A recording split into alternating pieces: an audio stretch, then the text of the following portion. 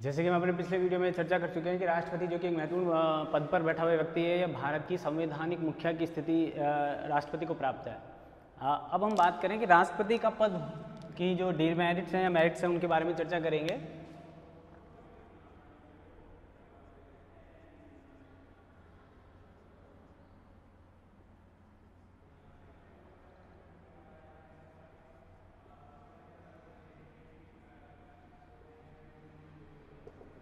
ठीक है, जैसा कि आपको पता है कि राष्ट्रपति हमारे संविधान का संरक्षक माना जाता है या राष्ट्रपति को हमारे संविधान के द्वारा संवैधानिक संरक्षक की भूमिका के रूप में प्रस्तुत किया गया। जिस तरह हम देखते हैं कि राष्ट्रपति सिर्फ कार्यवाहक मुखिया है या वास्तविक संचालक या मुखिया भी राष्ट्रपति को माना जा सकता है, ऐसी दो स्थितियां हमारे पास चलती हैं। तो हम देख रहे हैं कि राष्ट्रपति जो कि संविधान प्रदत्त शक्तियों का प्रयोग करता है, तो वहाँ राष्ट्रपति एक संवैधानिक मुखिया के रूप में है और वहाँ संवैधानिक मुखिया के तौर पर होते हुए राष्ट्रपति कभी कभी स्वतंत्र स्वरूप भी धारण कर लेता है। यानी हम बात करें कि राष्ट्रपति पद की क्या क्या आवश्यकताएं हैं या क्या पोजीशन है, राष्ट्रपति का पद होना चाहिए, नहीं होना चाहिए, राष्ट्रपति ने किस प्रकार से भारतीय राजनीति को प्रभावित करने का काम किया है, इन सब पर जब हम चर्चा करते हैं तो हम देखते हैं, आप देखिए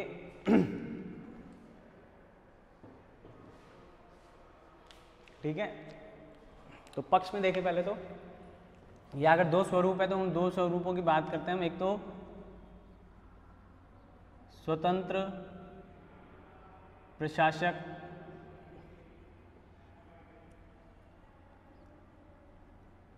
के रूप में, ठीक है, और जो दूसरा स्वरूप है वो कहता है संवैधानिक मुखिया या रबर स्टैंप के रूप में।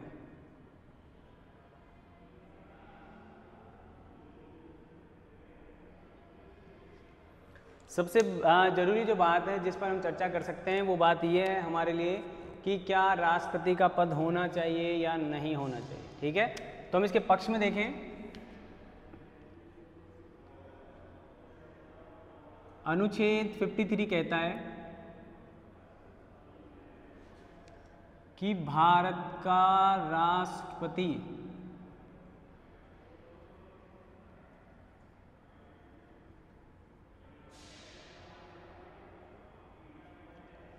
कार्यपालिका का प्रमुख होगा।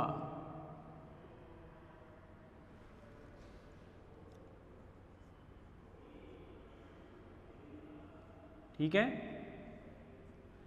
वहीं और पूरी बात अगर लिख दें तो वह अपनी शक्तियों का प्रयोग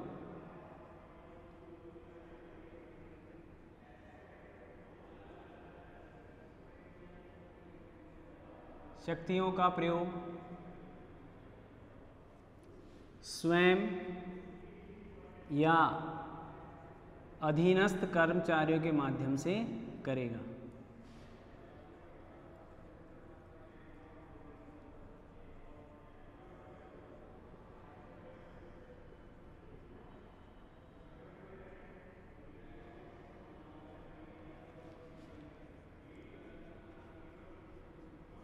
ठीक है, अब ये यहाँ पर राष्ट्रपति को किस रूप में प्रस्तुत किया जा रहा है? स्वतंत्र प्रशासक के तौर पर, यानी वो स्वयं अपनी इन कार्यपालिका शक्तियों का क्या कर सकता है? प्रयोग कर सकता है। यानी राष्ट्रपति के ऊपर कोई भी व्यक्ति उसको निर्देश देने वाला नहीं है। ठीक है, अब अगर यहाँ पर बात करें इसकी दूसरे रूप में, तो यहाँ जो सबसे पहली बात अगर हमारे ध्यान में आनी चाहिए तो वो है कि राष्ट्रपति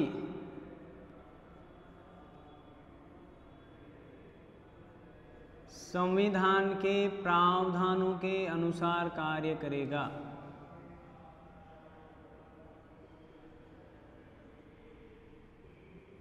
संविधान के प्रावधानों के अनुसार काम करेगा।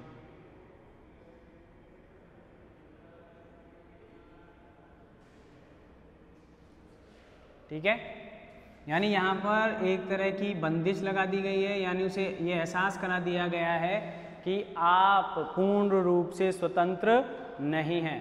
आपको कार्य करने के लिए संविधान को ध्यान में रखना होगा। वहाँ तो कह दिया कि संपूर्ण शक्तियाँ उसके अंतर्गत होंगी, और यहाँ हम बात करें कि राष्ट्रपति पर, क्योंकि हमने महाभियोग पढ़ा है, तो महाभियोग के अंतर्गत क्या आधार रखा गया है? यदि संविधान के पालन में या पालना में राष्ट्रपति असफल हो जाते हैं तो उन्हें अपने पद से, उन्हें राष्ट्रपति के पद से हटाया जा सकता है। अब देखो भाई दूसरी ओर ये कहता है कि राष्ट्रपति को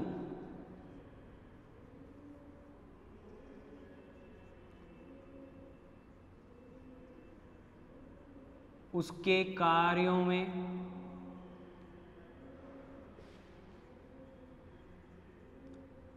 सहयोग करने के लिए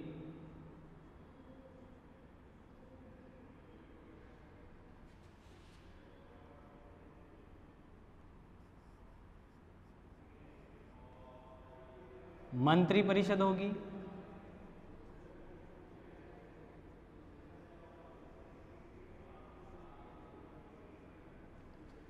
और उसका मुखिया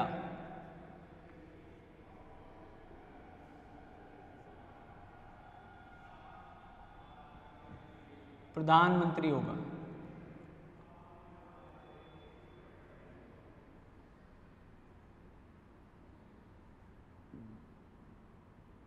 कौन होगा मुखिया? प्रधानमंत्री होगा।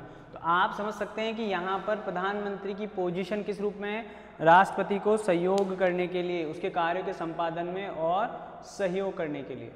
यानी यहाँ पर प्रधानमंत्री वास्तविक मुखिया के तौर पर नहीं लग रहा है। वास्तविक मुखिया कौन माना जाए? राष्ट्रपति। और उस राष्ट्रपति की मदद करने के लिए क्या होगी? एक मंत्रिपरिषद होगी, और उस मंत्रिपरिषद का मुखिया कौन होगा? प्रधानमंत्री होगा। यानी प्रधानमंत्री और मुख्यमंत्री दोनों राष्ट्रपति की हेल्प करने के लिए काम करेंगे।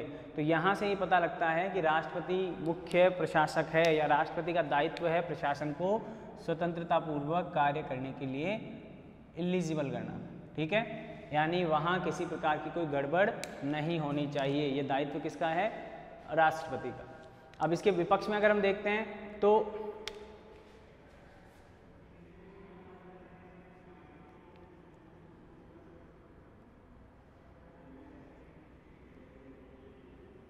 इसका तात्पर्य नहीं है कि राष्ट्रपति तानाशाह बन जाए।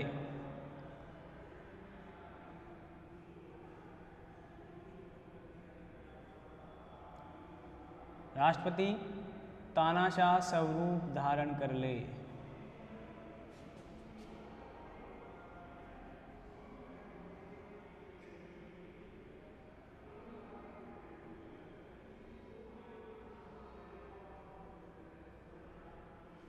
राष्ट्रपति को क्या किया जा सकता है?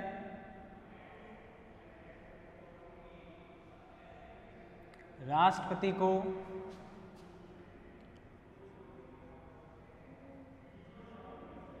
उसके दायित्वों का निर्वहन करने में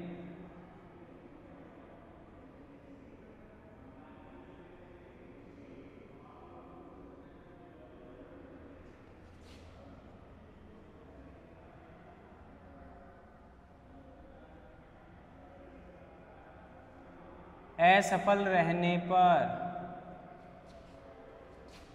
संसद द्वारा हटाया जा सकता है।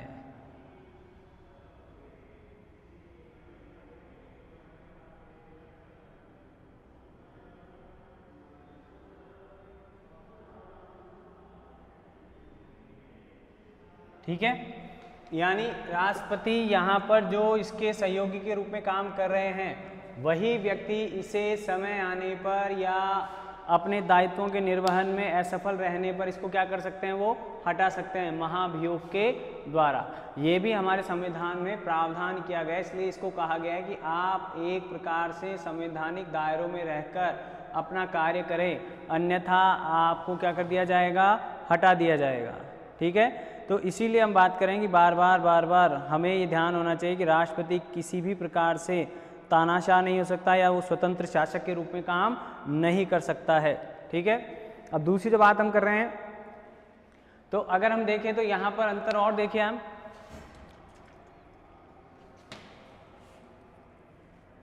भारत का राष्ट्रपति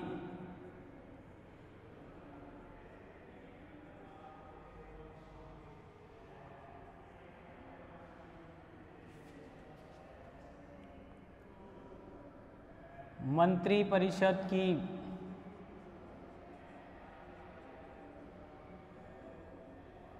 सिफारिशों को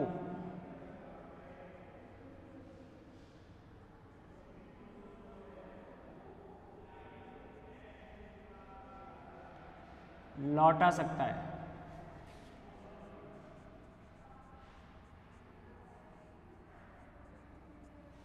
अब इस पर पाबंदी क्या लगा दी फिर यहां संवैधानिक मुखिया के तौर पर, लेकिन वही विधेयक जिसे लौटाया गया था, वही विधेयक मूल रूप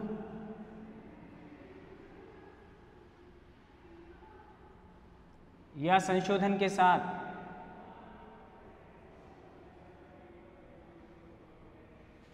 पुनः प्रस्तुत किया जाएगा।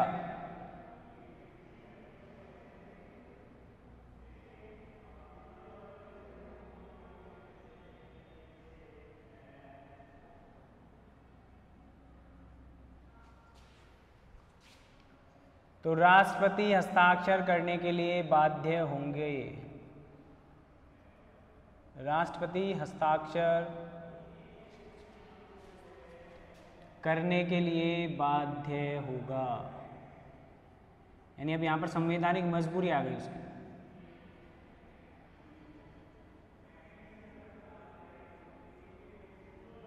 ठीक है,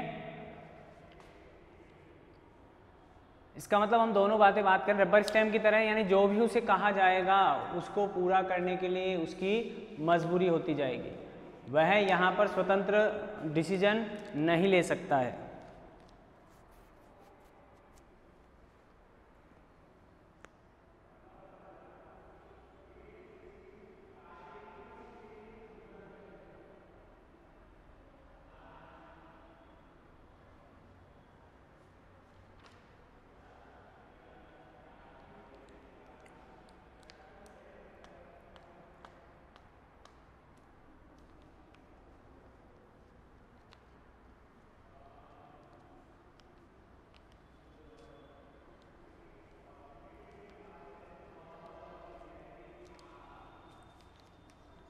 अभी जैसे हमने बात की थी कि राष्ट्रपति घोषणा कर सकता है किसकी, युद्ध की या आया, लेकिन उसे वहाँ अब यहाँ घोषणा करेगा तो वहाँ तो उसे स्वतंत्र शासक के रूप में घोषणा करेगा, लेकिन यहाँ दूसरी तरफ हमने कह दिया कि वह ऐसी घोषणा संसद की अनुमति के बिना नहीं कर सकता। ठीक है, यानी वहाँ उसे संसद की अनुमति आवश्यक तौर से चाहिएगी। तो इन आधारों पर हम कह रहे हैं कि राष्ट्रपति भारत में दोनों स्वरूपों को धारण करता है। यहाँ पर अगर हम कह दें संकटकालीन परिस्थितियों में फिर भी थोड़ी सी उसे विशेषता मिल जाती, थोड़ी सहायता मिल जाती है।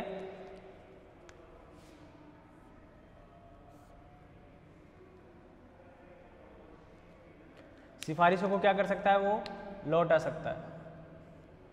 किसके लिए, पुनर्विचार के लिए। और जब पुनर्विचार के लिए लौटाया गया तो उसके बाद क्या होगा, पुनर्विचार के लिए लौटाने के बावजूद अगर वह ऐसा का ऐसा क्या करेगा, मूल रूप में या संशोधन के साथ पुनः प्रस्तुत किया जाएगा तो बाध्य होगा। हस्ताक्षर करना क्या हो जाएगा, बाध्य हो जाएगा। ठीक है, आगे चलते हैं इसी में। अगली जो बात है,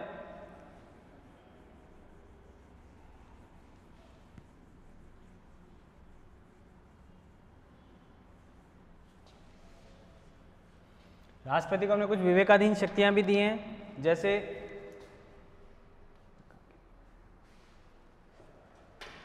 यहां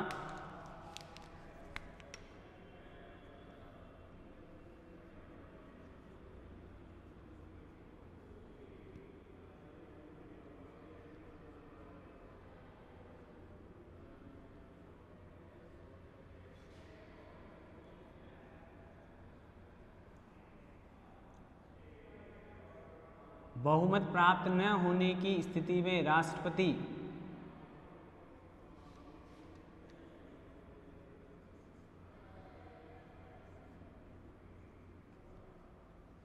किसी भी दल को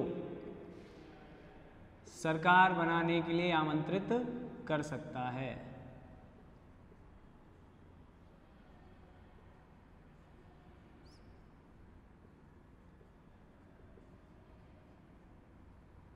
ठीक है, अब वहां इस पर क्या पाबंदी लगाई गई है?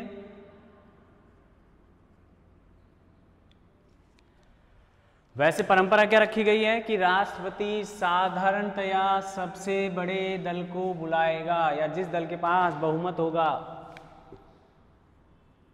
राष्ट्रपति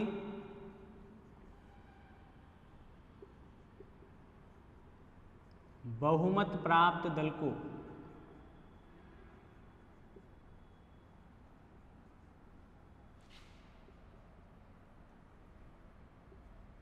सरकार बनाने के लिए आमंत्रित करेगा।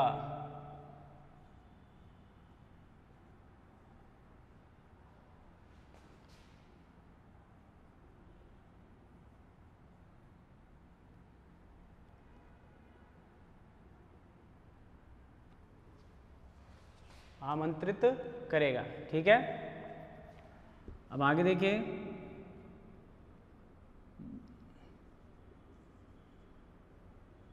अगर बहुमत भी नहीं होता है तो क्या करता है, परंपरा बनी हुई है, जबकि सबसे बड़े दल को बुलाने की परंपरा रही है।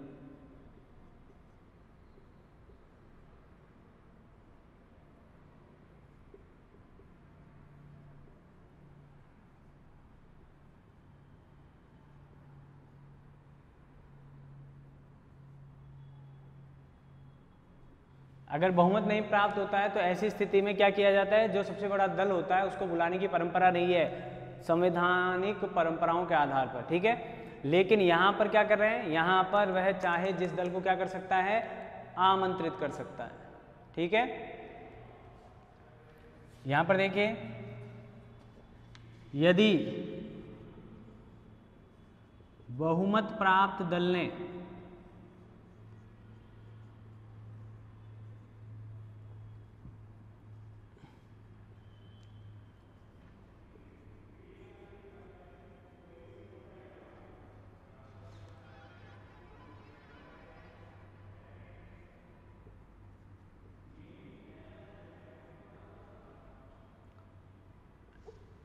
मंत्रिमंडल ने विश्वास मत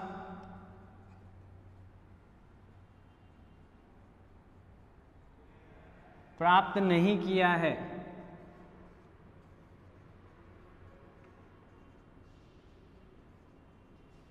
तो राष्ट्रपति, यानी विश्वास खो देता है तो राष्ट्रपति उस मंत्रिमंडल को क्या कर सकता है, बर्खास्त कर सकता है।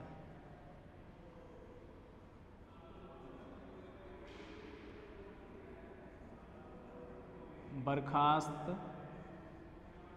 कर सकता है।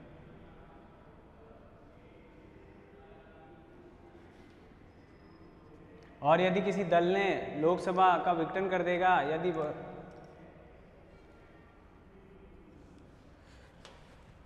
इस आधार पर लोकसभा का भी विघटन किया जा सकता है।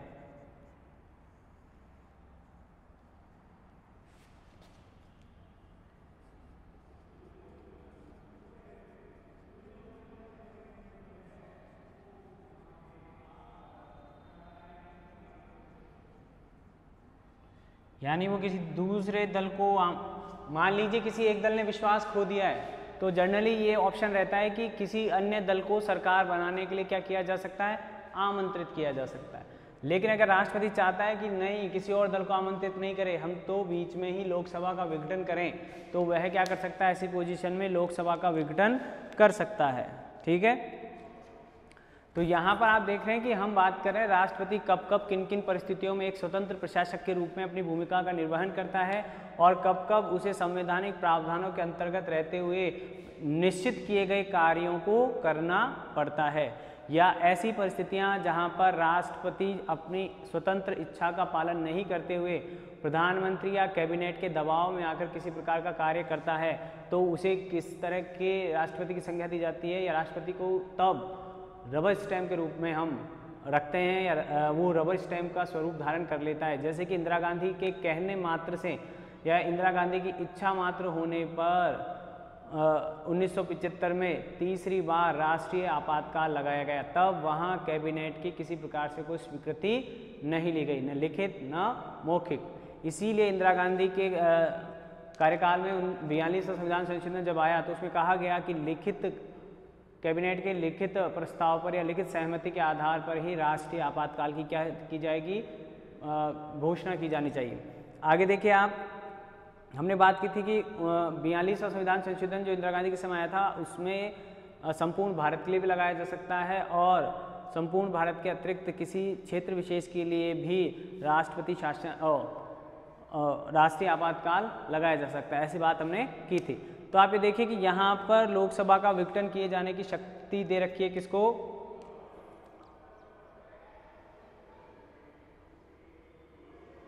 राष्ट्रपति को, और मंत्रिमंडल को बर्खास्त कर सकता है यदि वो लोकसभा में अपना बहुमत खो देता है। ठीक है, ऐसे लोकसभा का विघटन किया जा सकता है यदि वह विश्वास मत खो चुकी हो।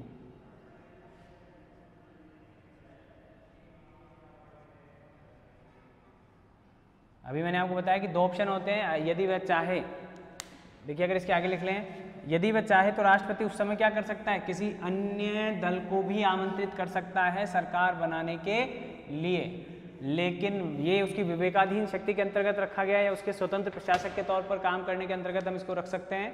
इसलिए हमने कह दिया उसकी इच्छा है तो वह लोकसभा का क्या कर सकता है, समय से पूर्व भी विघटन कर सकता है। यहां पर और हमने क्या रखा है कि मंत्रिपरिषद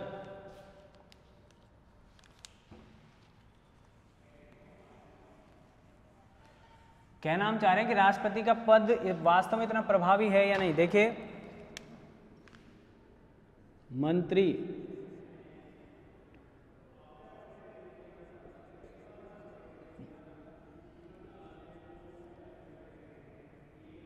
मंत्रिपरिषद के मंत्री व्यक्तिशः राष्ट्रपति के प्रसाद पर्यंत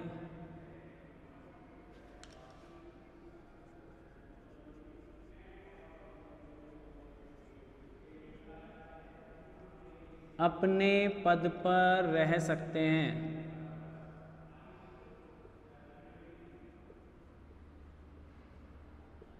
ठीक है, पहली बात। वहीं यहां जो पहली बात है वो क्या कह रही है कि मंत्रिपरिषद सामूहिक रूप से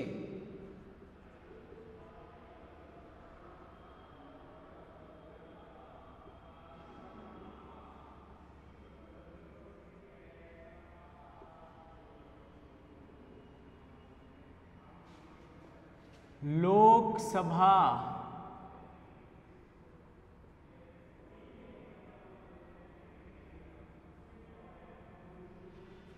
के प्रति उत्तरदायी होती है।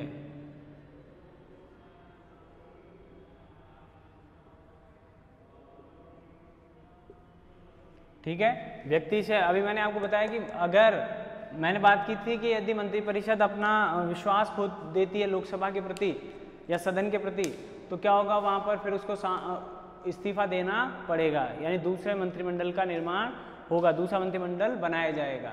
वहां अपना विश्वास खोने के उपरांत तब राष्ट्रपति उसको इस्तीफा देने के लिए कह सकता है। ठीक है, अगर उसका विश्वास वहां बना हुआ है तब राष्ट्रपति ऐसी पोजीशन में जबरदस्ती उस मंत्रिमंडल को ऐसा करने से नहीं कहेगा। मंत्रिमंडल कह रहा हूं मैं यहां पर, मंत्रिमंडल का मतलब हो गया कैबिनेट। ठीक है, आगे चले आप। तो इस तरह के कुछ प्रावधान जैसे हम बताएं, यहां पर डाक विधेयक पर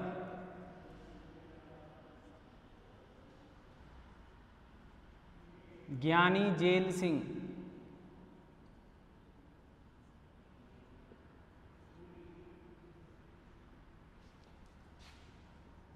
राजीव गांधी के साथ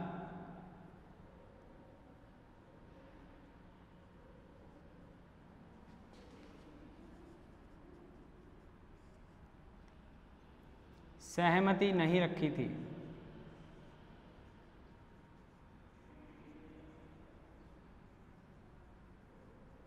अर्थात अनबन हो गई थी, तो उन्होंने पॉकेट वीटो का प्रयोग करते हुए पॉकेट वीटो का प्रयोग किया और उस विधेयक को न तो पास किया, न प्रस्तुत किया, न स्वीकार किया, किसी तरह का काम नहीं किया और उसे कहाँ रख लिया? अपने पास रख लिया। अब तब तक संवैधानिक प्रावधान नहीं थे, तो प्रधानमंत्री रबर स्टैंप की तरह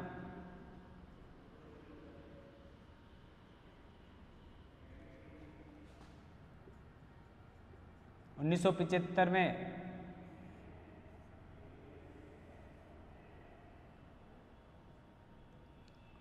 बिना कैबिनेट से चर्चा किए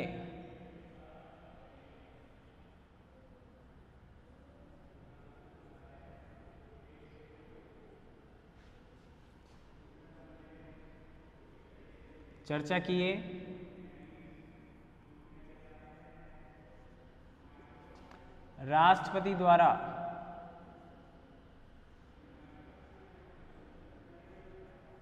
आपातकाल की घोषणा कर दी गई। राष्ट्रीय आपातकाल लिखूंगा तो और ज़्यादा बढ़िया रहेगा। राष्ट्रपति द्वारा राष्ट्रीय आपातकाल की क्या कर दी गई? घोषणा कर दी गई। ठीक है,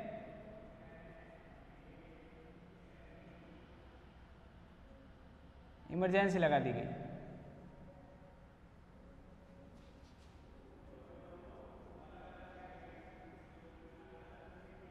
उससे पहले भी पेंशन विधेयक पर, अभी मैं आपको उदाहरण दूं, जैसे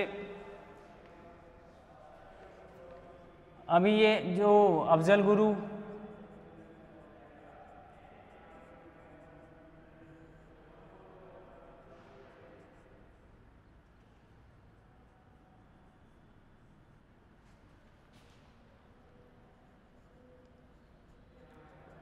अब अफजल गुरु को जब फांसी हुई तो वहां पर कांग्रेस की सरकार थी और उन लोगों ने उसकी फांसी को रोकने के लिए, मतलब आतंकवादियों की फांसी को रोकने के लिए सरकार के तात्कालिक सरकार के समय उस सरकार के प्रतिनिधियों या उसके समर्थकों के द्वारा क्या किया गया? इस फांसी का विरोध किया गया या राष्ट्रपति के पास दया याचिका लेकर वो लोग गए। यानी एक प्रकार से सरकार, या कह सकते हैं सरकार के अंदर जो लोग शामिल थे, उन्होंने इस फांसी का क्या किया? विरोध करना प्रारंभ कर दिया। अब वहाँ पर राष्ट्रपति भी उन्हीं के दल से चुने गए थे या उन्हीं के दल के द्वारा निर्वाचित थे, या उनके प्रणब मुखर्जी की बात कर रहा हूँ मैं, तो प्रणब मुखर्जी कांग्रेस ही थे पहले, कांग्रेस सरकार में वित्त मंत्री के रूप में उन्होंने काम किया था। तो वो इस भावना से गए कि वहाँ शायद उनकी बात सुनी जाए या उनकी बात का समर्थन किया जाए, लेकिन वास्तव में ऐसा वहाँ हुआ नहीं। वहाँ पर राष्ट्रपति ने एक स्वतंत्र प्रशासक के तौर पर उसकी दया याचिका को क्या कर दिया? यानी खारिज कर दिया। राष्ट्रपति ने वहाँ पर राष्ट्रीय हितों को, राष्ट्र के संरक्षण को देखते हुए उसकी फांसी को क्या कर दिया? सरकार की इच्छा होने या नहीं होने के बावजूद भी एक प्रशासक के तौर पर उसकी याचिका को क्या कर दिया? ठुकरा दिया वहाँ पर।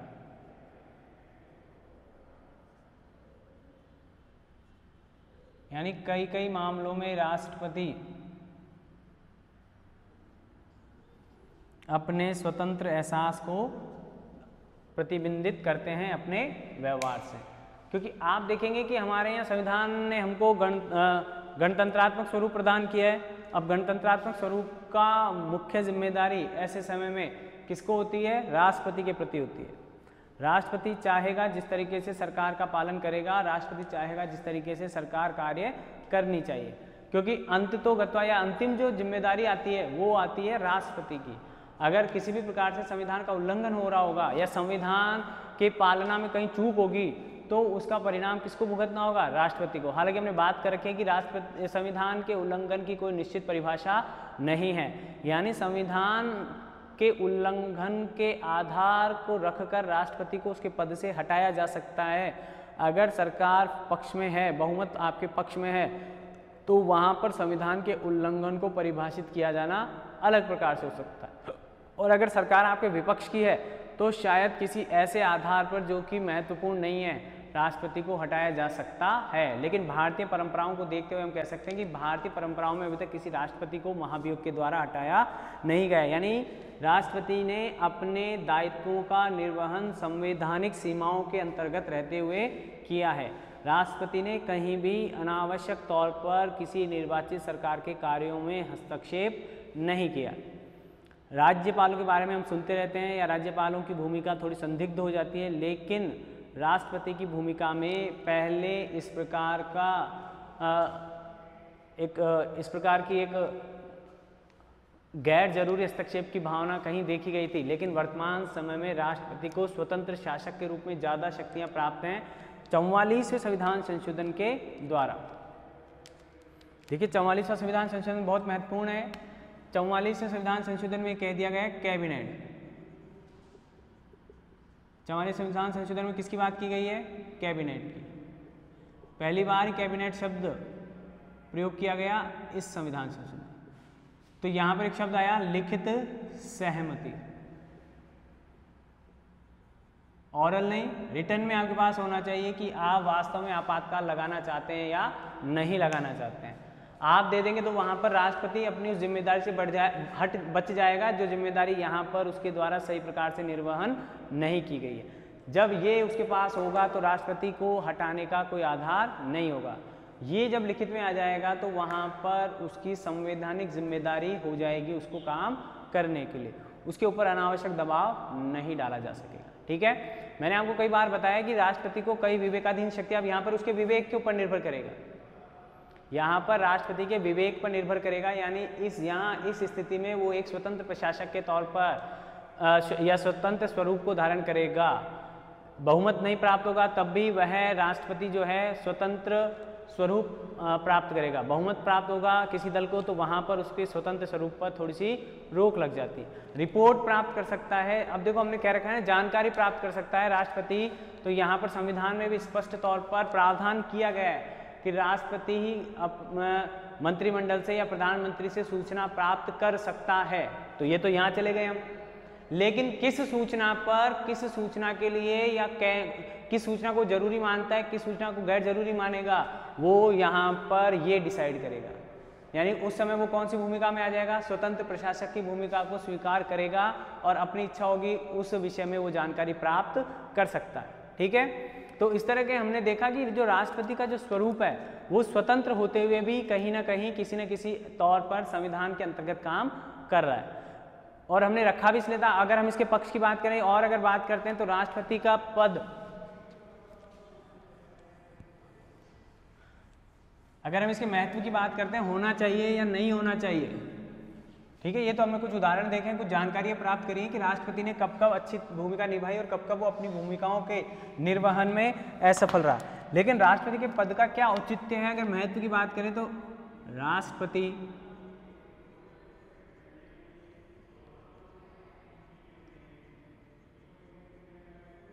बहुमत प्राप्त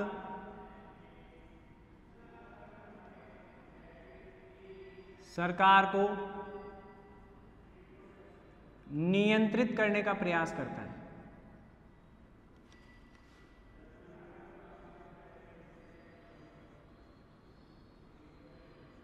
यानी बहुमत की तानाशाही से बचाने का प्रयास करता है, क्योंकि इसको क्या दे रखी हमने?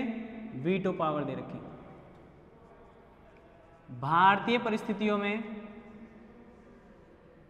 या हम इसको और दूसरे तरीके से लिख दें, विविधतापूर्ण भारतीय परिस्थितियों में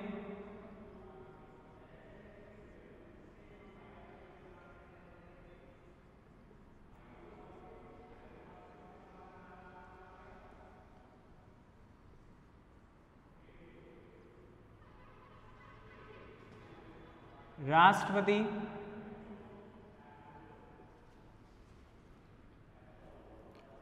संविधान और सरकार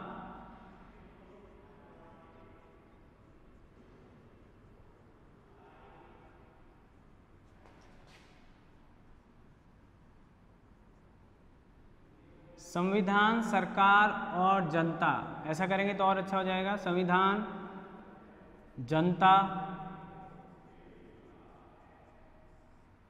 व सरकार के मध्य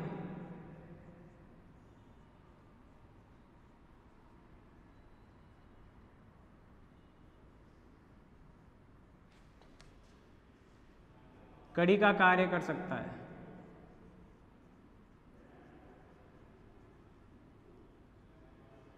क्योंकि मैं कह रहा हूं कि जनता इतनी अवेयर नहीं होती अपने अधिकारों के प्रति।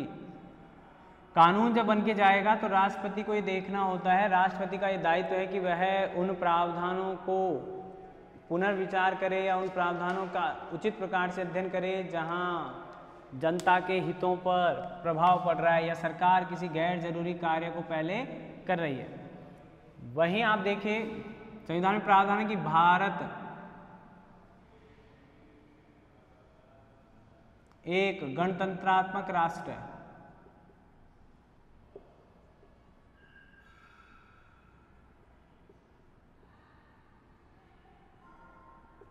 अब गणतंत्रात्मक राष्ट्र तो हमारे संविधान में लिखा हुआ है, तो इसीलिए राष्ट्रपति को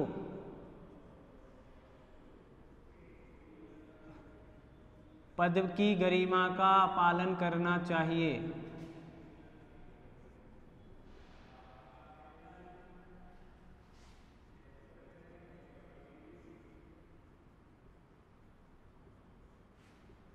अनावश्यक हस्तक्षेप नहीं करने चाहिए।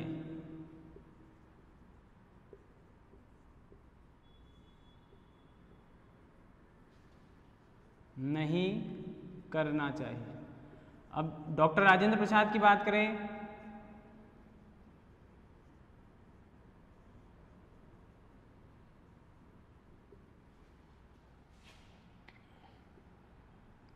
उसके बाद अगर हम देखें डॉक्टर एपीजे अब्दुल कलाम,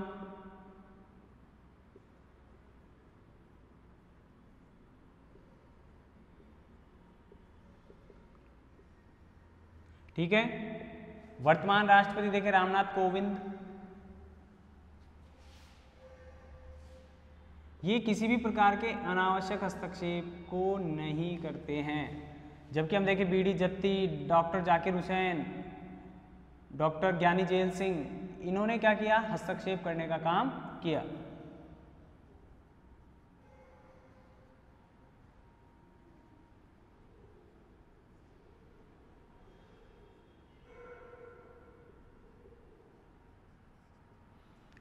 इसका मतलब ये नहीं कि इन्होंने इसको स्वतंत्र भी छोड़ दिया।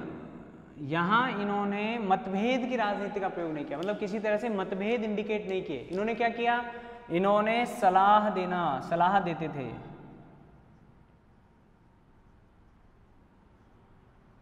सूचना लेते थे, निर्देश देते थे, आदेश नहीं निर्देश देते थे, ठीक है।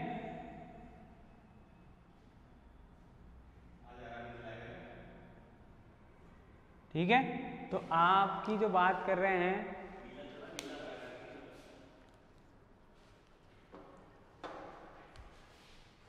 तो इस प्रकार राष्ट्रपति जो है वो अपने कार्यों को करते समय किसी भी प्रकार से अनावश्यक हस्तक्षेप को त्याग कर, ठीक है। तो हम बात करें कि राष्ट्रपति का पद होना चाहिए या नहीं होना चाहिए, तो हमने बात की कि राष्ट्रपति का पद होना चाहिए क्योंकि वो भारतीय सरकार को उसकी सीमाओं का ज्ञान कराता है, उस पर थोड़ा से अंकुश का प्रयास करता है, यानी उसे भी निरंकुशता में बदलने की कोशिश नहीं होती है। बहुमत समझ गए ना आप? अभी जैसे कुछ लोग मोदी का विरोध करते हैं, कहते हैं कि वो तानाशाह है या उनके पास बहुमत होने के कारण वो अनावश्यक रूप से सभी प्रकार के कानूनों को बना रहे हैं बिना संसद के सहमति के या बिना विपक्ष को विश्वास में लिए। तो ऐसी पोजीशन में अगर वो गलत है तो राष्ट्रपति अगर चाहें तो उन कानूनों को वहाँ पर रोक सकते हैं, हस्ताक्षर करने से मना कर सकते हैं, पॉकेट वीटो का प्रयोग कर सकते हैं, निलंबनकारी वीटो का प्रयोग कर सकते हैं, लेकिन वास्तव में ऐसा नहीं कर रहे। तो कहीं ना कहीं उन्हें लगता है कि जो संविधान में जो व्यवस्थाएं हैं कि उन्हें अनावश्यक तौर पर हस्तक्षेप नहीं करना चाहिए, ये प्रावधान किए जा रहे हैं, ये व्यवस्थाएं की गई हैं, तो वर्तमान राष्ट्रपति इस बात का या इन प्रावधानों का समर्थन करते हुए अपने पद की गरिमा को बनाए हुए हैं। 44वें संविधान संशोधन के द्वारा भारतीय राष्ट्रपति के पद में कहीं ना कहीं किसी न किसी प्रकार से बहुत अच्छी पोजीशन को स्थापित किया गया, जबकि बीडी जत्ती वगैरह जो थे या जाकिर हुसैन जो थे इस तरह के व्यक्ति जो थे उन्होंने राष्ट्रपति के अनावश्यक हस्तक्षेप को बढ़ा दिया था।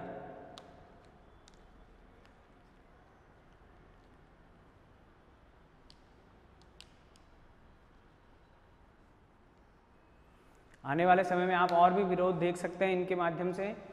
तब हम आगे चलते हैं, जिसके आधार पर अब मैंने आपको बता रखा है, मैंने पहले ही आपको 2 राष्ट्रपति अपने पद पर रहते हुए जिनकी डेथ हुई थी, फखरुद्दीन अली अहमद और डॉक्टर जाकिर हुसैन। ये कुछ जानकारियां हैं जो आपके ध्यान में होनी चाहिए। ये आपका काम पूरा हो गया राष्ट्रपति के संदर्भ में, और आप इसे अपने शब्दों में और बयान कर सकते हैं। लेकिन ये ध्यान रखें, रबर स्टैम्प का मतलब क्या हो गया? जो राष्ट्रपति बहुमत के आधार पर सरकार की प्रत्येक हाँ में हाँ मिलाता है, या सही गलत या संविधान को ध्यान में नहीं रखते हुए अपने कार्यों को करने की जवाबदेही तय करता है, यानी अपने ऊपर ले लेता है। राष्ट्रपति के अभी दायित्व है कि वह संविधान के अनुसार कानून के निर्माण का जो प्रक्रिया है, उस कानून निर्माण की प्रक्रिया को ध्यान में रखे। कानून जो बन रहा है उसके समय में संविधान का पालना हो रही है या नहीं हो रही, इसको सुनिश्चित करे। वह आम नागरिकों के कल्याण के लिए काम कर रही है या नहीं सरकार, इसकी सूचनाएं प्राप्त करे, उनके कार्यों को नियंत्रित करने का प्रयास करे, लेकिन कहीं भी अनावश्यक रूप से हस्तक्षेप नहीं करे। अन्यथा सरकार और राष्ट्रपति के मध्य, सरकार का ही पार्ट है वैसे तो, सरकार और यानी प्रधानमंत्री और राष्ट्रपति में कहीं ना कहीं टकराहट पैदा होगी, और उस टकराहट का जो परिणाम होगा वो भारतीय प्रशासनिक व्यवस्था यानी या भारतीय राजनीतिक व्यवस्था को प्रभावित कर सकता है, या भारत में सैद्धांतिक आधार पर विभाजन उत्पन्न कर सकता है। जैसा कि हमने पहले देख चुके हैं, पेंशन विधेयक पर देख लें, डाक विधेयक पर देख लें, या आप देखिए अभी किसान नीति को लेकर भी विरोध चल रहा है। तो इस तरह के जो विरोधाभास हैं, इन विरोधाभास को नियंत्रित करने के लिए ही भारत में राष्ट्रपति पद की भूमिका या राष्ट्रपति पद को स्वीकार किया गया। कुछ लोगों का मानना है कि राष्ट्रपति पद सिर्फ संवैधानिक प्रमुख के तौर पर काम कर रहा है, तो इसका होना इतना आवश्यक नहीं है। ये अनावश्यक व्यय बढ़ाता है, यानी राष्ट्रपति का जो कार्यालय है, राष्ट्रपति का निवास है, या राष्ट्रपति का जो पद है, उसे कुछ लोग अनावश्यक मानते हुए इसके ऊपर होने वाले व्यय की आलोचना करते हैं। यानी उनका मानना है कि राष्ट्रपति किसी भी प्रकार से प्रत्यक्ष भूमिका का निर्वहन नहीं करते हैं सरकार में, तो उन्हें सीमित करने या उस पद को उपयोगी नहीं माना जाता। जबकि दूसरी ओर जो इसके समर्थक हैं वो ये कहते हैं कि राष्ट्रपति जो पद है वह सरकार को नियंत्रित करने का काम करता है, उसकी मनमानी को नियंत्रित करने का काम करता है, उस बहुमत से आम नागरिकों को बचाने का काम करता है, या बहुमत के आधार पर किसी भी गैर संवैधानिक या अनावश्यक कानून के निर्माण को रोकने का काम राष्ट्रपति के द्वारा किया जाता है। और राष्ट्रपति किसी विषय विशेष में या किसी घटना विशेष के आधार पर प्रधानमंत्री और मंत्रिपरिषद से सूचना मंगाने के लिए जिम्मेदार है। तो इस सूचना प्रदान करने की जो व्यवस्था है या बाध्यता है प्रधानमंत्री और मंत्रिपरिषद पर, इसके माध्यम से भी उनको नियंत्रित किया जा सकता है।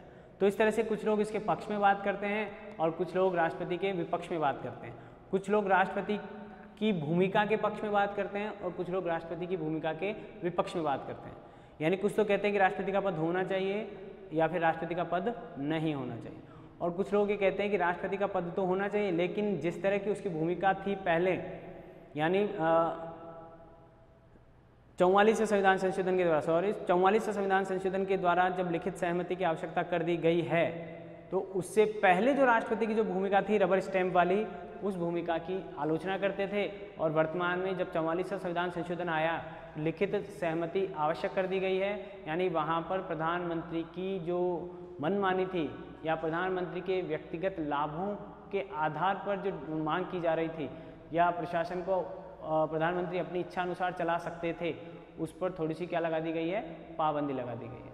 क्योंकि आप देख रहे हैं कि वर्तमान समय में बहुमत प्राप्त इस बार तो है गवर्नमेंट को, उससे पहले वाली, यानी आप देखिए 77 में जब मोरारजी देसाई बने थे तो भी गठबंधन सरकार थी। 1989 से लेकर और लगभग 2014 तक गठबंधन सरकारों का बोलबाला रहा था, यानी दबाव उनका रहा था। तो ऐसे समय में कैबिनेट में भी किसी विचार पर सहमति, आम सहमति होना आवश्यक नहीं था। तो ऐसे समय में कहा गया कि जब ये आम सहमति हो या कैबिनेट लिखित में सहमति दे, फुल कैबिनेट जो है कि किसी आपातकाल की घोषणा की जानी चाहिए, तभी राष्ट्रपति करेगा। यानी आप समझ सकते हैं कि अगर कैबिनेट में देखो अगर आम सहमति नहीं है, आम सहमति नहीं है, तो ऐसे मुद्दों पर राष्ट्र भी क्या हो सकता है, विभाजित हो सकता है। तो उस राष्ट्र के विभाजन को रोकने के लिए क्या कह दिया गया कि कैबिनेट की लिखित सहमति होनी चाहिए, तभी आपातकाल डिसाइड किया अनाउंस किया जाएगा। तो यहाँ पर राष्ट्रपति ने क्या काम कर दिया, यहाँ पर उस कैबिनेट को संगठित कर दिया और आने वाले 20-30 सालों में यानी 77 से लेकर और 2014 तक गठबंधन सरकारें रही हैं। अगर ऐसे समय में राष्ट्रीय आपातकाल के आधार पर डिवाइडेशन की स्थिति उत्पन्न होती है तो प्रधानमंत्री अपने अकेले के दम पर कभी कभी अपने पार्टी हितों को देखते हुए या व्यक्तिगत हितों को देखते हुए राष्ट्रपति शासन की अनुशंसा कर सकता था या राष्ट्रीय आपातकाल की अनुशंसा या सिफारिश कर सकता था, या प्रधानमंत्री और राष्ट्रपति दोनों गठजोड़ करते हुए कई बार राष्ट्रीय आपातकाल लगा सकते थे, जैसे इंदिरा गांधी ने लगाया अपने राजनीतिक लाभ को देखते हुए। तो उस पोजीशन से रोकने के लिए भी हमने राष्ट्रपति की भूमिका को और महत्वपूर्ण बनाते हुए कैबिनेट प्रधानमंत्री की मनमानी और राष्ट्रपति के साथ उनकी जुगलबंदी को नियंत्रित करने के लिए या प्रधानमंत्री को संविधान के उल्लंघन से बचाने के लिए, दूसरे शब्दों में ये कह सकते हैं, तो हमने क्या कह दिया, पूरी कैबिनेट की क्या होनी चाहिए, लिखित सहमति। तो यहाँ पर अब भूमिका क्या हो गई, थोड़ी सी ठीक हो गई, या प्रधानमंत्री की मनमानी को यहाँ क्या कर दिया गया, नियंत्रित कर दिया। तो इसके बाद से राष्ट्रपति क्या है, अपने आप में प्रभावी होने के साथ साथ जिम्मेदार भी हो रहे हैं, यानी उन पर किसी प्रकार का कोई दायित्व नहीं रहेगा। हालांकि कैबिनेट की मनमानी बढ़ गई है, इसका नेगेटिव इफेक्ट क्या रहा, यहाँ पर कैबिनेट की मनमानी बढ़ सकती है या बढ़ गई है, तो उसको रोकने के लिए इस तरह के प्रावधान हो रहे हैं। आने वाले समय में और भी काम हो सकते हैं या और भी राष्ट्रपति की शक्तियों में परिवर्तन आ सकते हैं, उसके दायित्वों के निर्वहन में परिवर्तन आ सकते हैं, लेकिन 44वें संविधान संशोधन ने प्रधानमंत्री की मनमानी को रोकने का काम किया, अकेले प्रधानमंत्री की। अब वहाँ पर किसको शामिल कर दिया, कैबिनेट को।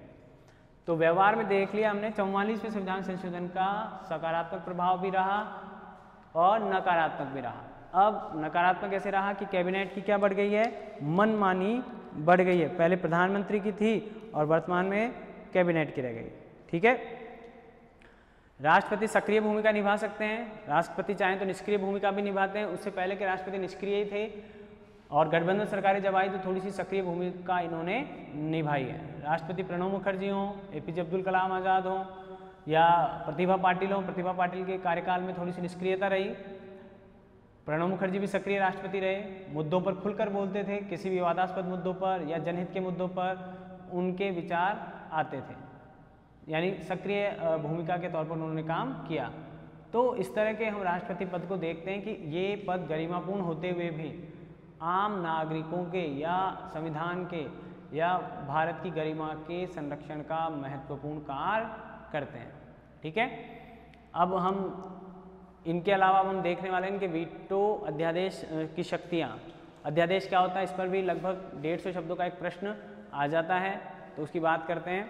अध्यादेश क्या होता है, किस प्रकार से लागू किया जाता है और कौन कौन से वीटो पावर्स राष्ट्रपति को प्राप्त हैं। जैसे मैंने भी आपको एक वीटो पावर का उदाहरण दिया था, उस वीटो पावर की बात करेंगे। उसके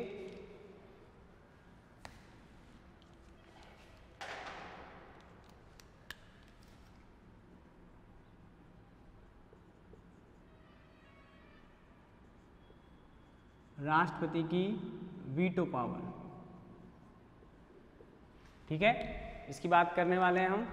जितने भी वीटो हैं उन वीटो के आधार पर हम राष्ट्रपति की ताकत, 4 प्रकार के वीटो होते हैं, आंतरिक वीटो, निलंबनकारी वीटो, पॉकेट वीटो और पूर्ण वीटो। इन चारों वीटो की बात करेंगे, लेकिन सबसे भारत में 3 ही प्रकार के वीटो संचालित होते हैं। इनका नाम देख लीजिए आप।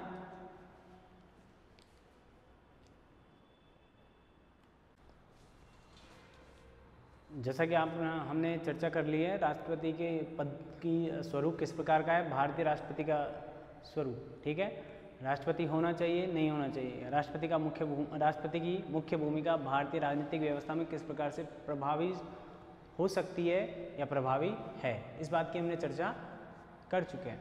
अब हम बात करने जा रहे हैं कि राष्ट्रपति के पास ऐसी कौन कौन सी जो मुख्य पावर्स हैं। हमने स्पष्ट तौर पर ऐसी व्यवस्थाओं को देखा है जहां पर राष्ट्रपति के पास किसी विधेयक के संबंध में वीटो पावर, तो वीटो पावर के लिए ऐसा कोई विशेष उल्लेख नहीं है कि ये यहाँ इस तरह से राष्ट्रपति की वीटो पावर्स का उल्लेख है। बात हम कर रहे हैं कि राष्ट्रपति की वीटो पावर्स क्या होती हैं या राष्ट्रपति को किस प्रकार की शक्तियाँ प्राप्त हैं किसी विधेयक के संदर्भ में। जैसा कि हमको पता है कि राष्ट्रपति संविधान के तौर पर या संविधान के रक्षक के तौर पर काम करने वाला एक भारत का सर्वाधिक महत्वपूर्ण प्रशासनिक पद है। यहाँ पर राष्ट्रपति की भूमिका इसलिए महत्वपूर्ण हो जाती है कि वह सरकार के द्वारा प्रस्तुत विधेयकों पर दोनों सदनों में से पास होने के उपरांत अंतिम हस्ताक्षर करता होता है, यानी उसके हस्ताक्षर से पूर्व किसी भी प्रकार के विधेयक को कानून में नहीं बदला जा सकता। ठीक है, यानी राष्ट्रपति के सहमति, हस्ताक्षर करने का मतलब उसकी सहमति, तो राष्ट्रपति की सहमति इतनी आवश्यक है कि वह किसी भी विधेयक को कानून का स्वरूप प्रदान कर सकती है। तो इसीलिए राष्ट्रपति की जवाबदेही या जिम्मेदारी उसी अनुपात में बड़ी होती जाती है कि राष्ट्रपति किसी भी विधेयक के प्रस्तुत किए जाने पर, जैसा कि आपको पता है कि राष्ट्रपति के समक्ष कोई विधेयक आएगा तो प्रस्तुत विधेयक के संदर्भ में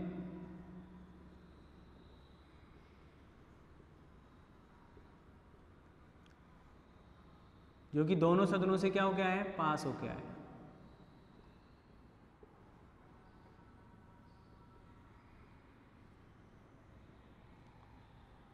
पारित, पास का हिंदी शब्द क्या हो गया, पारित होकर आया। तो वहां क्या करेगा राष्ट्रपति, या तो उसे स्वीकृति देगा,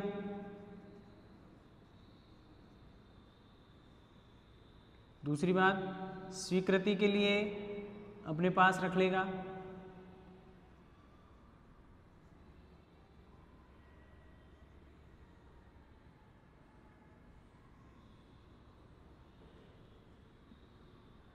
अब यहाँ पर जरूरी नहीं स्वीकृति देने के लिए, वो डिले भी कर सकता है। और दूसरा क्या करेगा, वो उस विधेयक को पुनर्विचार के लिए क्या कर सकता है, लौटा सकता है, उस विधेयक को पुनर्विचार के लिए लौटाया जा सकता है।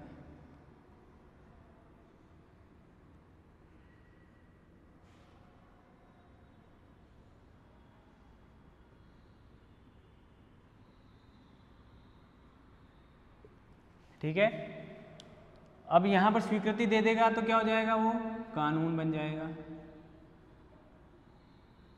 यानी यहां पर किसी प्रकार का कोई वीटो काम नहीं करेगा।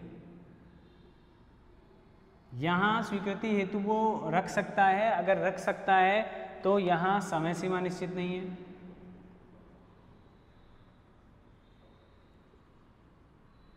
समय सीमा निश्चित नहीं की गई है।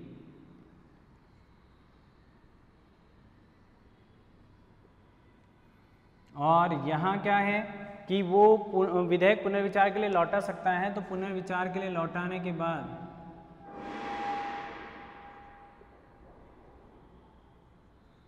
पुनः विचारित विधेयक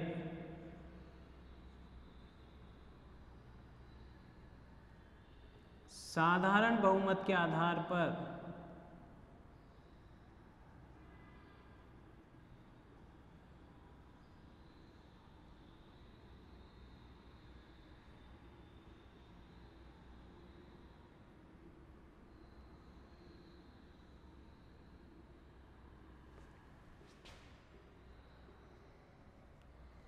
कानून बनाया जाना आवश्यक होगा, या हस्ताक्षर करना या सहमति देना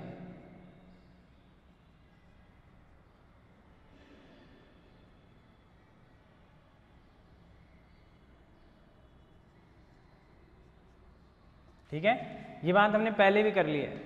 कोई विधेयक जो भी राष्ट्रपति के समक्ष दोनों सदनों से पास होने के बाद जब प्रस्तुत किया जाता है तो उसके साथ राष्ट्रपति क्या क्या कर सकता है, या तो उसे स्वीकृति देगा। तो स्वीकृति देने का क्या इफेक्ट पड़ेगा कि वहाँ कोई वीटो पावर का प्रयोग नहीं हुआ, वहाँ वो क्या बन जाएगा, कानून बन जाएगा।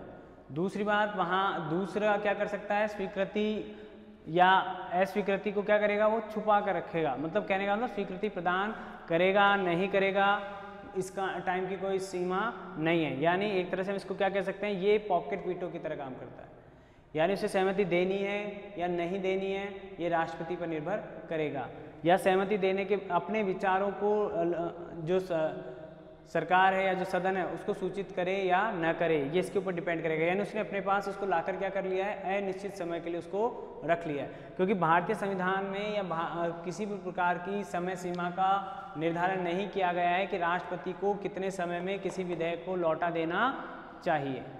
ठीक है, अमेरिका में तो क्या कर रखा है कि लगभग 10 दिन में क्या करता है, राष्ट्रपति उस विधेयक को लौटा देता है पुनर्विचार के लिए, या किसी भी अन्य माध्यम से क्या करेगा, वो उसको लौटाएगा। लेकिन भारतीय संविधान में या भारतीय राजनीतिक व्यवस्था में या संविधान में ये कोई व्यवस्था नहीं की गई है कि राष्ट्रपति कितने समय के लिए किसी विधेयक को अपने पास रख सकता है। तो दूसरी बात क्या हो गई, वो उसको अंतिम लंबे समय के लिए क्या कर सकता है, अपने पास रख सकता है। तीसरी बात हम करें कि राष्ट्रपति उसको स्वीकृति नहीं देकर अपने पास भी नहीं रखे, वो वापस सरकार को लौटा देता है कि वह इस पर पुनर्विचार करे या वो अपनी तरफ से कोई सुझाव यहाँ पर दे सकता है। इस तरह की व्यवस्था हमने कर रखी है। तो ये जो सिस्टम है, इस सिस्टम को फॉलो किया जाता है किसी भी विधेयक के प्रस्तुत किए जाने के बाद से लेकर उसके कानून बनने तक। ठीक है, अब इसके आगे चले तो अब यहाँ पर ये क्या हो रहा है कि कुछ राष्ट्रपति क्या कर रहा है, इस काम को थोड़ा सा डिले कर रहा है, या वो अपने स्वतंत्र प्रशासक के तौर पर काम कर पाता है। कहाँ तक, यहाँ तक और लौटाने तक। अभी हमने जो बात की थी पहले हम बात कर चुके हैं, तो पुनर्विचार के लिए लौटा देता है। तो यहाँ ये काम इस विधेयक के साथ किए जा सकते हैं। अब ऐसा क्यों, अब देखते हैं, आगे चलते हैं। तो अब ये जो राष्ट्रपति को पावर दी गई है कि वह अपने विधेयक के साथ वीटो पावर का प्रयोग कर सकता है, लेकिन कब कब किन परिस्थितियों में किस तरह के वीटो को वो प्रयोग करेगा, ये किसके विवेक पर निर्भर करता है, राष्ट्रपति के विवेक पर। तो हमने राष्ट्रपति को वीटो पावर दे रखी है। 4 प्रकार के वीटो होते हैं। उन 4 प्रकार के वीटो में से भारत में मात्र 3 प्रकार के वीटो ही काम करते हैं। ठीक है, तो राष्ट्रपति को वीटो पावर देने का आधार है कि केंद्र सरकार किसी भी असंवैधानिक विधेयक को कानून का रूप नहीं दे पाए या किसी असंवैधानिक कार्य को संवैधानिक स्वरूप प्रदान नहीं कर पाए। कहने का मतलब है कि संविधान के दायित्व की या संविधान के पालन की जिम्मेदारी किसको दी गई है, राष्ट्रपति को। ठीक है, तो राष्ट्रपति का ये दायित्व है कि वह केंद्र सरकार के द्वारा जो भी विधेयक प्रस्तुत किए जाएं, उन विधेयकों को संविधान के दायरे में रखने का काम करे, या वे विधेयक संविधान के दायरे के अंतर्गत हैं या नहीं, इसका निश्चय किया जाएगा किसके द्वारा, राष्ट्रपति के द्वारा। इसलिए राष्ट्रपति को ये पावर दी गई है कि वह अपने वीटो पावर का प्रयोग करे। ठीक है, आगे देखें। दूसरी बात, दूसरा आधार क्या रखा गया है कि वीटो पावर देने का, वीटो पावर देने का दूसरा आधार है कि किसी भी सरकार क्या करती है, कभी कभी सरकार, जब आपने देखा होगा कि जब सरकार का कार्यकाल पूरा होने वाला होता है तो वह चुनाव में अपने राजनीतिक लाभों को प्राप्त करने के लिए कई ऐसे विधेयक प्रस्तुत करती है जो कि किसी अन्य वर्ग के हितों को नुकसान पहुंचाते हैं, या किसी व्यक्ति विशेष के हितों को संरक्षण देते हैं, या किसी क्षेत्र विशेष, जो भी आधार हो सकता है राजनीतिक हितों को प्राप्त करने का, उन हितों को या उन लाभों को अपने पक्ष में करने के लिए, या नागरिकों के वोट्स को, या नागरिकों के जनमत को, या नागरिकों की विचारधारा को अपने पक्ष में करने के लिए वह कई विधेयक बहुत जल्दी प्रस्तुत करने का प्रयास करती है। तो ऐसे विधेयकों को रोकने के लिए या बिना उनका विचार किए उनको कानून बनाने से रोकने के लिए राष्ट्रपति के द्वारा अपनी वीटो पावर्स का प्रयोग किया जाता है। ठीक है, अब यहाँ पर वीटो पावर्स का आधार आपने देखा, इससे आपके समझ में आया कि वीटो पावर्स एक्चुअली क्या करती है, किसी विधेयक के पास होने में या उसकी संवैधानिकता को जांचने में या उसके जल्दबाजी में पास किए जाने को या उसको बिना अध्ययन किए पास होने से रोकने का माध्यम है। ये राष्ट्रपति का साधन है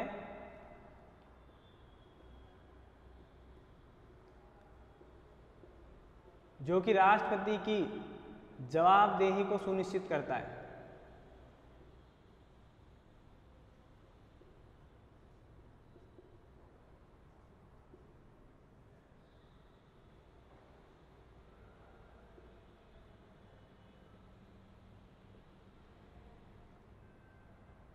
यानी राष्ट्रपति इन दो आधारों पर सरकार के किसी भी विधेयक के विरुद्ध अपनी वीटो पावर का इस्तेमाल कर सकता है। वीटो यानी सहमति नहीं देना, सहमति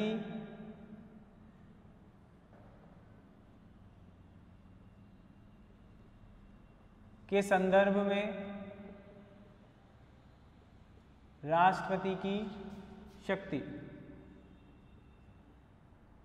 सहमति देनी या सहमति नहीं देनी, ऐसी पावर क्या कहलाती है? Veto power. वीटो अगर आप यूएनओ के संदर्भ में देखेंगे तो वीटो का मतलब होता है असहमत होना, ठीक है। तो राष्ट्रपति भी कई बार विधेयक के संदर्भ में या उसके स्वरूप या उसके कानूनों के संदर्भ में सरकार से क्या रख सकता है? असहमति रख सकता है। तब वो क्या कर सकता है? उसको क्या उपाय दे रखे हैं? राष्ट्रपति बहुमत की जो सरकार है वह राष्ट्रपति को मजबूर कर सकती है कि वह उसके बनाए हुए कानूनों को क्या करे, विधेयकों को क्या करे, कानून के रूप में कन्वर्ट करे। लेकिन जहां राष्ट्रपति को लगता है कि ये कानून किसी भी प्रकार से संवैधानिक स्वरूप को हानि पहुंचा रहे हैं या जल्दबाजी में बनाए गए या इनका उचित अध्ययन नहीं किया गया, विश्लेषण नहीं किया गया, तो वो क्या कर सकता है? अब वो ऐसा तो नहीं कि किसी की तरफ फाड़ के फेंक दे ले लो भाई। जैसे आपने सुने होंगे कुछ घटनाएं ऐसी जहां विधेयकों को, बिल्स को किसी अन्य व्यक्ति के द्वारा फाड़ दिया गया और एक पद की गरिमा को उन्होंने क्या पहुंचा दी? क्षति पहुंचा दी, जबकि उनका वो दायित्व तो नहीं था। उनका प्रधानमंत्री पद की गरिमा को उन्होंने ठेस पहुंचाने का काम किया, इस तरह की बात। तो यहाँ राष्ट्रपति ऐसा नहीं कर सकते हैं। तो राष्ट्रपति के पास बचता क्या है? आधार वीटो पावर। अब देखिए पहला वीटो तो क्या है? आंतरिक वीटो। आंतरिक वीटो का मतलब है कि ऐसा विधेयक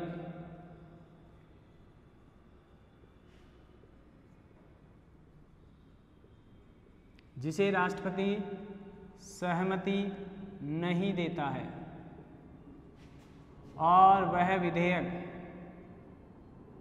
सहमति, सलाह कुछ भी नहीं देता, पुनर्विचार के लिए भी नहीं लौटाएगा और वह विधेयक उसी स्वरूप में समाप्त हो जाता है।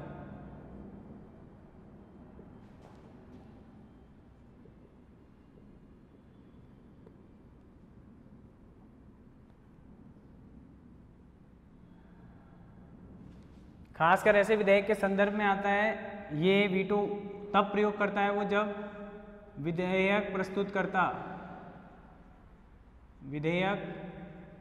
प्रस्तुतकर्ता मंत्री नहीं है।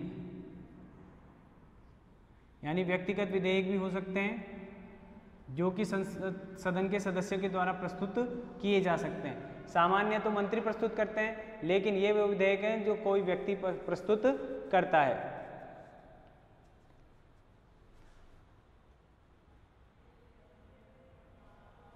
ठीक है। और दूसरा आधार,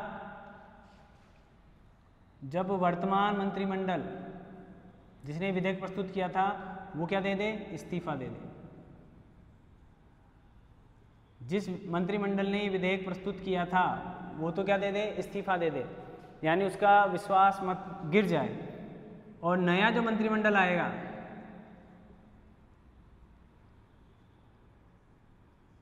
नया मंत्रिमंडल राष्ट्रपति को सहमति देने से मना कर दे। ऐसे विधेयक के संदर्भ में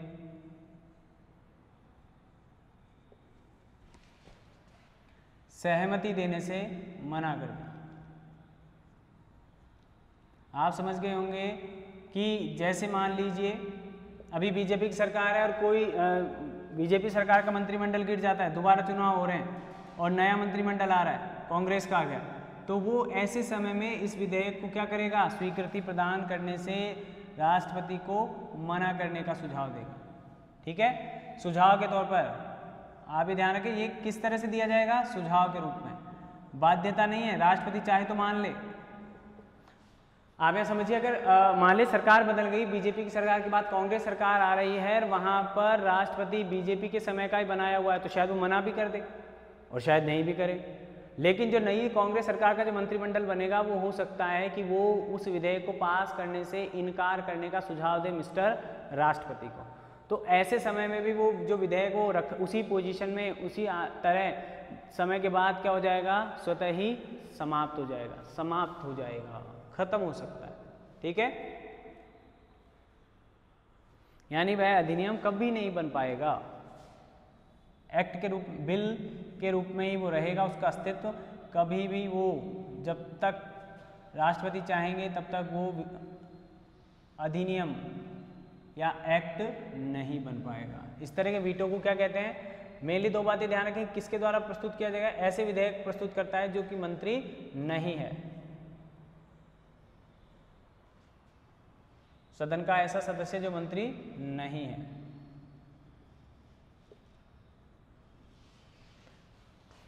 ठीक है, आगे चले अब। तो ये भारत में प्रचलित है। एक और प्रचलित आता है विशेषित वीटो, जो कि भारत में प्रचलित नहीं है। इसको इसी तरह लिख देते हैं, विशेषित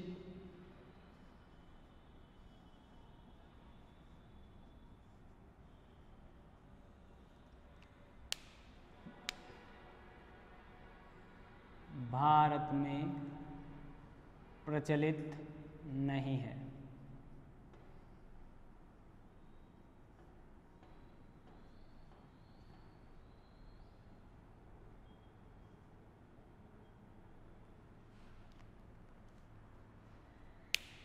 ठीक है, अब हम दूसरे वीटो की बात करते हैं, जो हमारा वीटो है निलंबनकारी। उससे पहले ध्यान कर लें आप, ये आधार देख लें, जल्दबाजी और उचित प्रकार से विचारित विधेयक को पास होने से रोकना।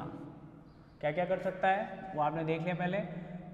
ऐसे सदस्य के द्वारा जो कि मंत्री नहीं है, सामान्यतः विधेयक वही व्यक्ति प्रस्तुत करता है जो कि संबंधित मंत्री है। ठीक है, और वर्तमान मंत्रिमंडल इस्तीफा दे दे और नया जो मंत्रिमंडल आएगा वो मंत्रिमंडल उस राष्ट्रपति को सुझाव देता है कि आप उसे सहमति नहीं दें। तो ऐसा जो वीटो है वो है आंतरिक वीटो, एब्सोल्यूट। अब दूसरा वीटो जो आप देख रहे हैं वो है निलंबनकारी वीटो, जैसा कि इसके शब्द में ही है। निलंबनकारी वीटो, जैसा मैंने आपको बताया कि निलंबनकारी वीटो को पास होने से राष्ट्रपति नहीं रोक पाएगा, वो ज़्यादा से ज़्यादा उसके विधेयक से अधिनियम बनने के समय को बढ़ा सकता है, यानी वो उसके कानून के स्वरूप को बनाने में थोड़ी देरी कर सकता है। कैसे? जैसे हमने बताया, अभी देखें आप,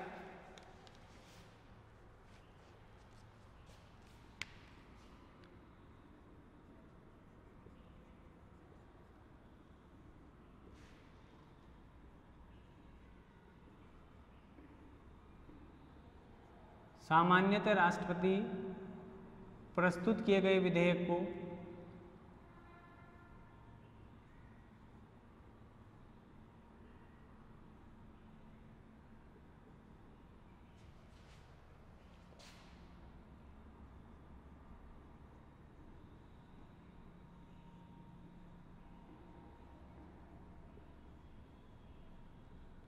परंतु कभी कभी वह सहमति न देकर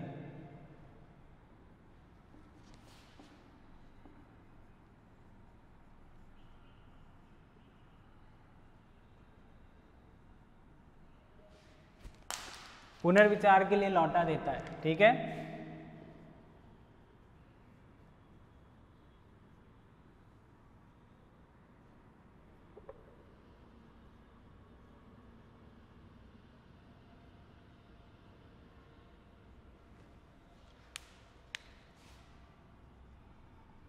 अब आप समझ गए होंगे लौटाने का आधार क्या है।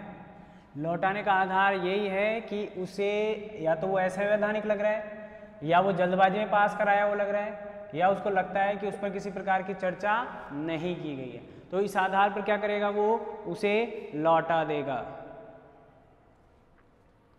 लेकिन लौटा देगा, ठीक है, लौटा सकता है, लेकिन इसके बाद सदन द्वारा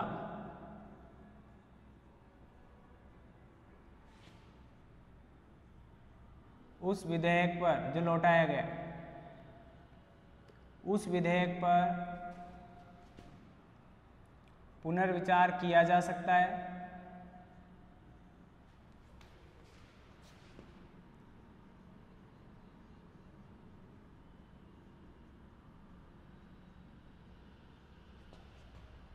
तथा पुनः मूल स्वरूप, आप समझ गए, यहां पर वरीयता किसको दी जा रही है, अपने आप को, सदन को।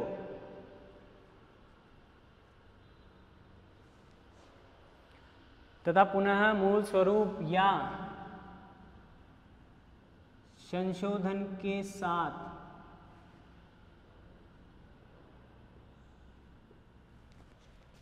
राष्ट्रपति की सहमति हेतु प्रस्तुत कर सकते हैं।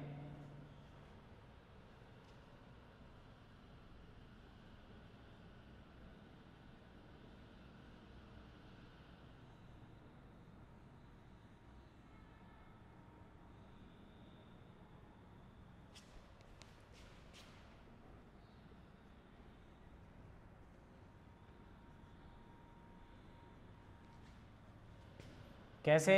साधारण बहुमत से पास कराकर।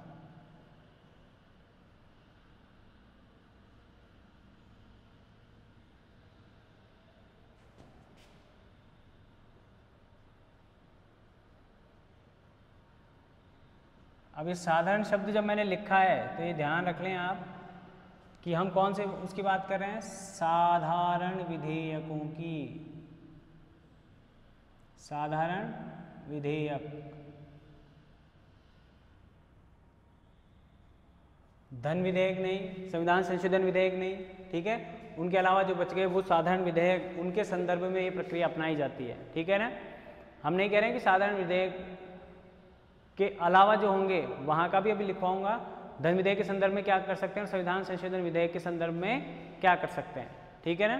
तो आप देखिए कि साधारण विधेयक के संदर्भ में ये प्रक्रिया अपनाई जा सकती है, प्रस्तुत कर सकते हैं। ऐसी स्थिति में, ऐसी स्थिति में राष्ट्रपति द्वारा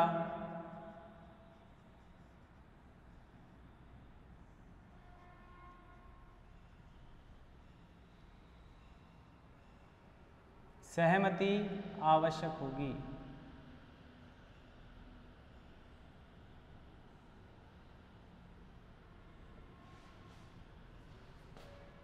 तो अब आप देखिए कि इस पूरी प्रक्रिया में क्या हो गया, थोड़ा सा डिले हो गया, थोड़ा सा टाइम एक्स्ट्रा लगा है। बाकी राष्ट्रपति को इस विधेयक को पास करना ही पड़ेगा, या राष्ट्रपति द्वारा इस विधेयक को मंजूरी देना आवश्यक हो जाएगा।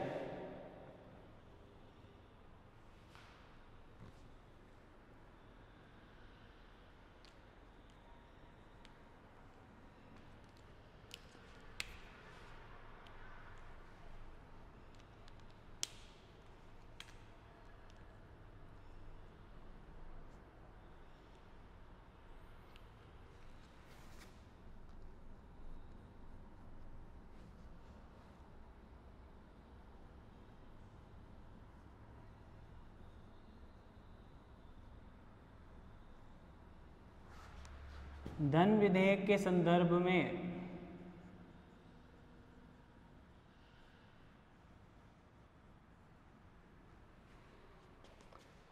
राष्ट्रपति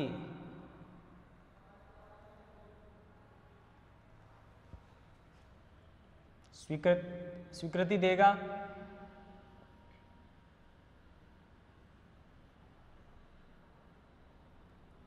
या स्वीकृति हेतु अपने पास रख लेगा।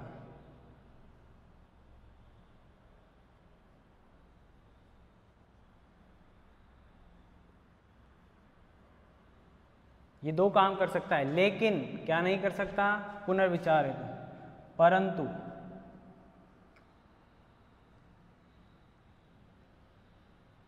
पुनर्विचार हेतु लौटाएगा नहीं।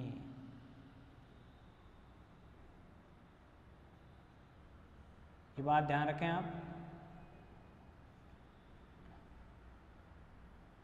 हेतु नहीं लौटा सकता।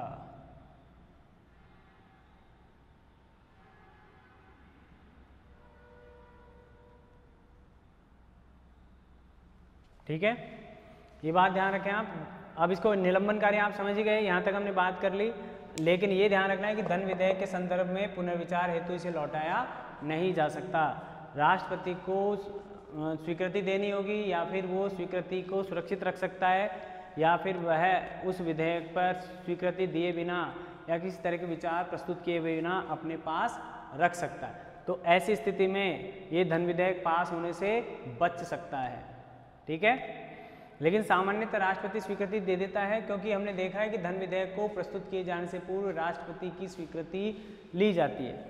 यानी राष्ट्रपति धन विधेयक के संदर्भ में क्या देता है, अपनी पूर्व सहमति देता है। तो पूर्व सहमति दिए हुए विधेयक पर राष्ट्रपति किसी प्रकार से आनाकानी नहीं करता है, सामान्यतः वो सहमति दे देते हैं। ठीक है, तो यहाँ आपके समझ में आएगा कि हमने क्या सिस्टम किया।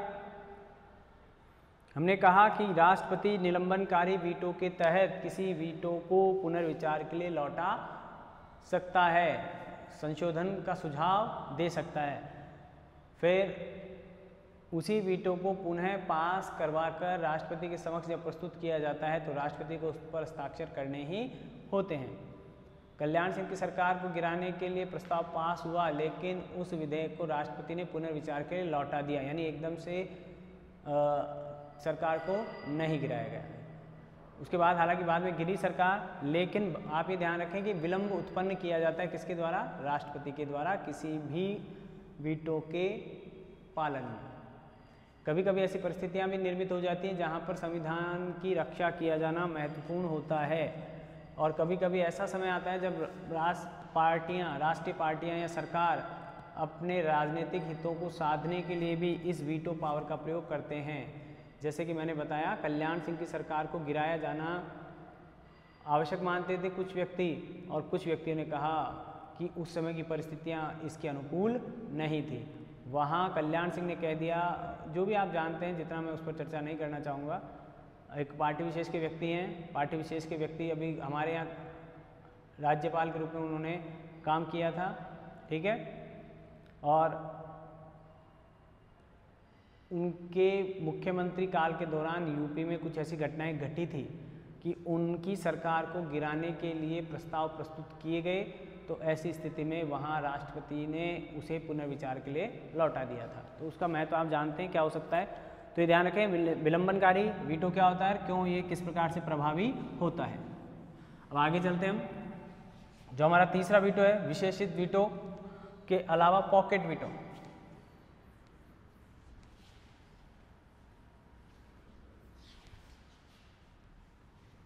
पॉकेट वीटो का मैंने आपको थोड़ा सा पहले हिंट दे दिया है। पॉकेट वीटो, ठीक है, जब राष्ट्रपति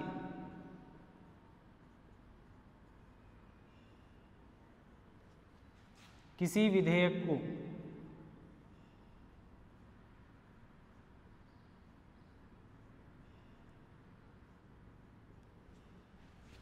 न तो स्वीकृति देता है, क्या क्या नहीं करता है, क्या क्या कर सकता है वो तो पता ही, तो उनके उल्टा करता है। स्वीकृति भी नहीं देता है, न तो स्वीकृति देता है, न अस्वीकृत करता है,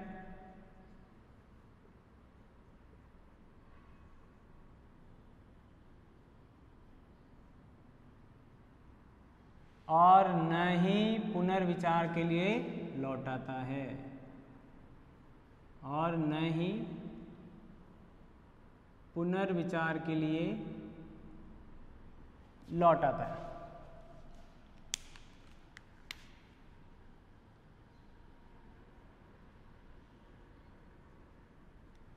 अर्थात